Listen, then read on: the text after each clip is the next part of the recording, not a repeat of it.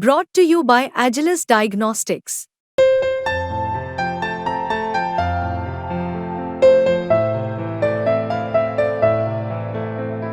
Agilus Diagnostics.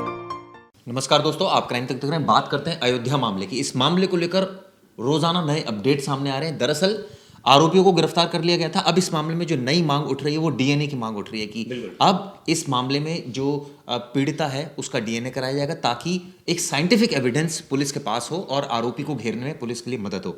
आपको बता दूं कि जो परिवार है वो इस बात के लिए भी एग्री हो गया है अबॉर्शन के लिए। इस तरह की जानकारी निकलकर सामने आ रही है। फिलहाल लड़की का इलाज चल रहा है लखनऊ में, और दूसरी तरफ ये तमाम जो कवायद चल रही है, आरोपी 2 गिरफ्तार हो गए हैं। इसमें मोहित खान और राजू खान, हाँ, बिल्कुल दोनों जेल में बंद है। चिराग जी, और देखिए अब क्या हो गया, जब स्टार्ट में ये रेप केस की बात जब आई तो एक पक्ष था जो आरोपियों के साइड से खड़ा था, मतलब साइड से नहीं लेकिन इनडायरेक्ट वे में ये कह रहा था कि ये कहीं ना कहीं साजिश है पूरे परिवार को फंसाने की, और लड़की के साइड वालों का डीएनए टेस्ट होना चाहिए, जो लड़की है उसका, और लड़कों का भी डीएनए टेस्ट होना चाहिए।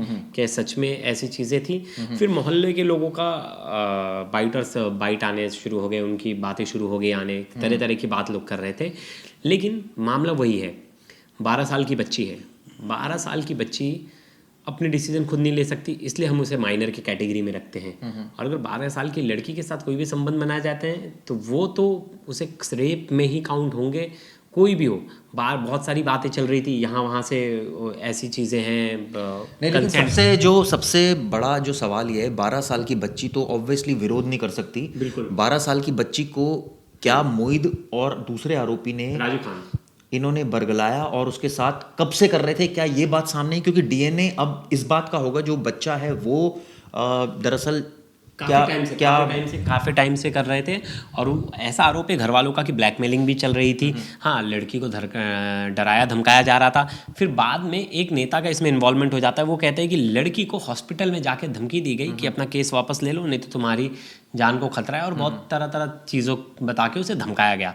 समाजवादी पार्टी के नेता, बिल्कुल, जब बुलंदशहर में घटना हुई जिसमें पुलिस वालों को हम वीडियो देख रहे थे, जिसमें पुलिस वाले एक प्लांट कर रहे थे वीडियो, उस पर ट्वीट करा उन्होंने, और मैं देखता हूँ यूपी के लॉ एंड ऑर्डर पर तुरंत ट्वीट करती है समाजवादी पार्टी। अब ऐसे केस में जब उनका खुद का नेता मोहित खान फंसा इस पूरे मामले में, तो कोई ट्वीट ही नहीं, बल्कि मैं तो देख रहा था पोस्टर वॉर भी चल रही थी जिसमें लड़के से गलती हो सकती है, इस तरह की बातें जो मुलायम बिल्कुल बहुत नहीं, लेकिन डिफेंड करने पे आ रहे थे। कई समाजवादी के नेता बोल रहे थे कि डीएनए टेस्ट होना चाहिए, कोई ज़बरदस्ती कोई बेगुनाह नहीं फंसना चाहिए, इस तरह की बातें उनकी तरफ से सामने आ रही थी। लेकिन जिस तरह से एक्शन हुआ, पुलिस का स्ट्रिक्ट एक्शन हुआ, और पुलिस का कहना है, मतलब पहली रिपोर्ट में जो पता चलता है कि यही है कि जो सामने निकल कर आती है, क्योंकि देखिए पीड़िता का बयान ही बहुत मायने रखता है। हम क्या इसमें तो बहुत क्लियर कट है, वो प्रेग्नेंट है तो क्लियर कट है किसने किया ये कांड, पता लगना चाहिए ना। बिल्कुल, उसकी कंसेंट का क्या मतलब है? तो बच्ची कंसेंट जैसी कोई चीज़ ही नहीं है। कंसेंट जैसी कोई चीज़ ही नहीं। उसकी उम्र 12 साल है, और 12 साल की उम्र में कोर्ट भी मानता है कि माइनर है, तो माइनर में रेप का ही सेक्शंस लगते हैं, रेप के ही वो हैं। और इसमें तो 2 जन इन्वॉल्व हैं चिराग जी, मतलब इसमें तो गैंग रेप और बहुत सारे सेक्शन ऐड होंगे। और दूसरी बात चिराग जी, देखिए केस को भटकाने की भी कोशिश कहीं ना कहीं की गई थी। बहुत लोग इस पे मांग कर रहे थे, मतलब वहीं के लोकल लोग। लेकिन समझना पड़ेगा लोगों को, अपनी मेंटालिटी थोड़ी सी समझनी पड़ेगी कि एक 12 साल की बच्ची है, उसका कोई कंसेंट मैटर ही नहीं करता। उसे डरा के धमका के अगर कोई उसके साथ सेक्सुअल रिलेशन बना रहा है, और वो बोल रहा है कि सिर्फ मैं सेक्सुअल रिलेशन बना रहा हूँ, नहीं, वो रेप कर रहा है। आपको मैं बता दूं, वो पीड़िता की 12 वीक का प्रेग्नेंट है, वो 12 वीक की, यानी 12 हफ्ते का उसके कोख में जो है वो बच्चा है, जो अभी तक की जानकारी निकल कर आ रही है। और ऐसे में अब एबॉर्शन के लिए परिवार भी तैयार हुआ, लेकिन सबसे बड़ी बात है ये मेडिकली डॉक्टर्स डिक्लेयर करेंगे कि वो फिट है फॉर अबॉर्शन और नॉट। क्योंकि कई बार ऐसा होता है कि जो विक्टिम होती है, जो पीड़िता होती है, वही उसकी जान को खतरा होता है। ये तमाम चीज़ें जो है वो डॉक्टर एनालिसिस कर रहे हैं। दूसरी तरफ कॉम्पनसेशन भी क्लेम दिया गया है सरकार की तरफ से। बच्ची के पिता नहीं है, इनकी माँ है, एक भाई एक बहन है। और डीएनए जांच के लिए भी चिराग जी, डीएनए जांच के लिए भी सैंपल लिए गए हैं। जो ये भी बात निकल कर आई है, डीएनए जांच के लिए भी सैंपल, क्योंकि बहुत दिन से एक तबका था, वो कहीं ना कहीं ऐसा लग रहा था कि जो आरोपी है उसके पक्ष में बोल रहा है, और कहा जा रहा था कि उससे क्या फर्क पड़ता है जब या तो क्लियर कट है, तो साइंटिफिक एविडेंस पुलिस के पास है, यूपी पुलिस के पास सब कुछ है, सब कुछ। और लड़की का बयान, सबसे बड़ा चीज़ है लड़की का बयान, जो मजिस्ट्रेट भी मानता है। मजिस्ट्रेट के सामने लड़की का बयान लिया जाता है,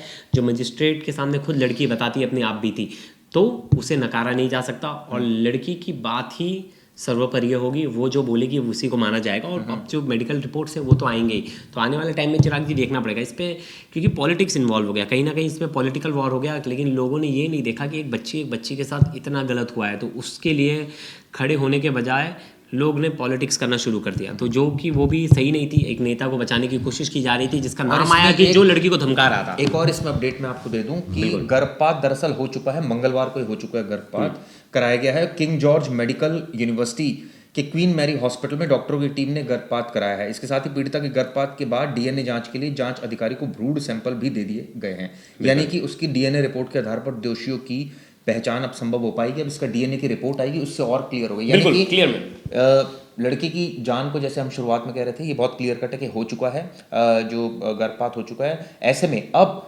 सवाल ये उठता है कि सबसे क्रूशल एविडेंस इसमें डीएनए रिपोर्ट होगी, जो कि अगर वो मैच कर जाती है, लड़की का बयान भी, चिराग जी, पहला लड़की का बयान, दूसरा उसको जो सपोर्टिव एविडेंस है, सपोर्टिव एविडेंस वो डीएनए रिपोर्ट होगी। तो याद रखिएगा, रिपोर्ट्स जो है वो सपोर्ट करती हैं उनके बयान को, लेकिन बयान जो है अपने आप में वो बहुत बड़ी बात है, लड़की का बयान, जिसके तहत आगे की केस प्रोसीडिंग जो चार्जशीट है वो भी मेंटेन होती है, उसमें लिखा जाता है। लड़की का बयान बहुत इंपॉर्टेंट रोल प्ले करता है चिराग जी। तो ऐसे में एज को लेकर भी सर्टेन चीज़ें सामने आ रही थी कि 12 साल उसकी उम्र है लड़की की, या 14 साल 6 महीने, इस तरह की बातें सामने आ रही थी। हालांकि माइनर इज माइनर, वो 12 साल 14 साल बोल के आप केस को कोई फ़र्क नहीं दे सकते। एक बच्ची है, बच्ची के साथ कोई घटना हुई, 18 साल से उसकी कम उम्र है, तो वो बच्ची ही कहलाएगी, माइनर ही कहलाएगी। उसमें आप कितना भी तू वो दे दो। पहली बात, बचाना क्यों साइड ले रहे हैं, ये देखने वाली बात है। उन पे भी कार्रवाई होनी चाहिए कि जो लोग आरोपियों को बचाने की कोशिश कर रहे हैं, क्यों वो उनके साइड खड़े हैं। तो ये बहुत सोचने वाली बात है, और अगर ऐसी कोई चीज़ निकल कर आती है तो उनकी भी मंशा पुलिस को देखनी चाहिए कि ये लोग क्या वहाँ की चीज़ें बिगाड़ना चाहते हैं, माहौल बिगाड़ना चाहते हैं, या बिना मतलब का ज़बरदस्ती इन्वॉल्व होकर अपने एजेंडा को सेट करना चाहते हैं। तो ऐसे में हमारी नज़र इस पर रहेगी, इस खबर पर, आगे क्या इसमें कार्रवाई होती है इस पर क्राइम तक की नज़र रहेगी। आपको एक एक जो इस घटना का सच है वो बताएंगे। वीडियो कैसे लगी जरूर बताइए। धन्यवाद।